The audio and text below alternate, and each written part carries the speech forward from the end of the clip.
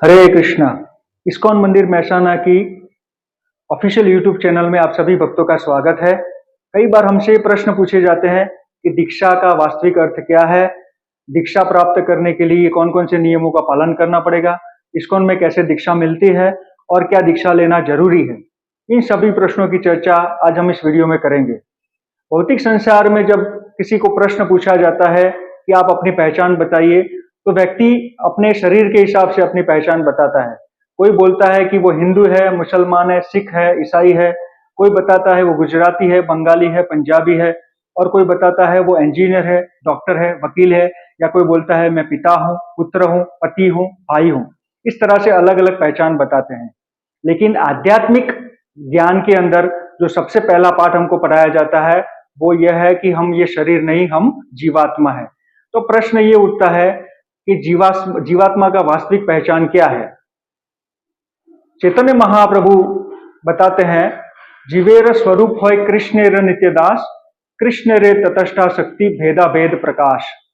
जिसके तहत वो बताते हैं कि हम जीवात्मा का जो स्वरूप है, हम भगवान कृष्ण के नित्य दास है और भगवान कृष्ण हमारे स्वामी है। ये हमारी वास्तविक पहचान है। फिर आगे वो बताते हैं, कृष्ण भूलि जीव अनादिर बहिर्मुख, अतएव माया तार दे संसार दुख।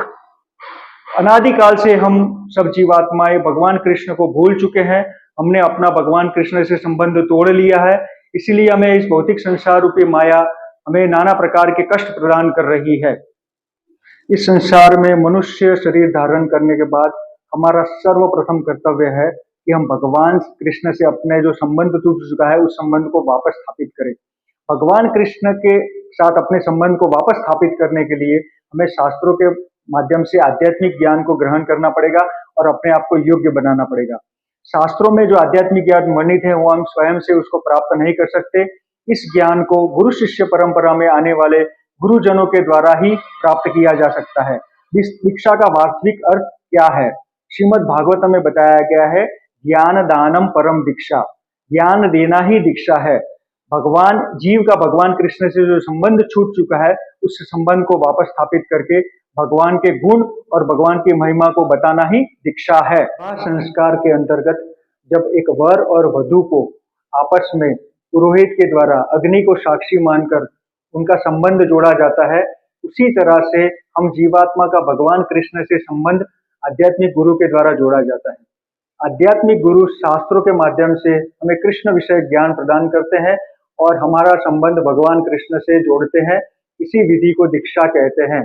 इस्कॉन संस्था में दीक्षा प्राप्त करने के लिए 4 प्रमुख नियम है जो इस तरह से है। पहला नियम है, किसी भी प्रकार का नशा नहीं करना, जिसके अंतर्गत चाय और कॉफी पीना भी मना है।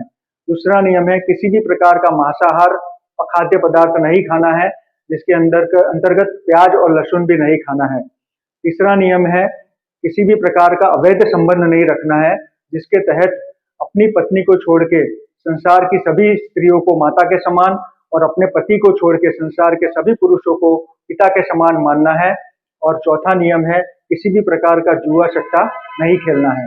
इस 4 नियमों का पालन करने के बाद और प्रतिदिन हरे कृष्ण महामंत्र, जो कि हरे कृष्ण कृष्ण कृष्ण हरे हरे, हरे राम राम राम हरे हरे, इस महामंत्र की 16 माला का जप प्रतिदिन करना आवश्यक है।